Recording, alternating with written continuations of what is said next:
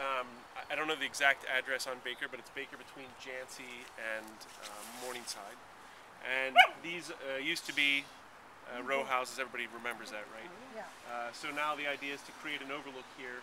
Just catty-corner on Morningside, sort of up the hill, is where the Greenway technically begins. So this property is basically almost adjacent, if you will, to the Greenway. And the idea is that we can dedicate these properties over time. People want to voluntarily give those properties, they can now dedicate them to the Allegheny River Greenway. And that Greenway extends all the way along, basically along Butler Street, all the way from Morningside and Baker up the hill to the top, let's say essentially the top of Stanton Heights as a development, and all the way along the hillside in Stanton Heights and Butler as the buffers, basically to 57th Street. There are missing pieces of property in there. There are big tracts that we want to try to incorporate eventually into that.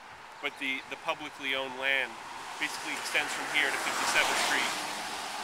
You know, we have holes that we have to fill in, as I said, but that's the point, is to create this Greenway, to create the opportunity for property owners to dedicate their property to the Greenway, or for them to at least acknowledge the Greenway in their deeds and make the property that they own available in the Greenway, to preserve the land and to keep it green.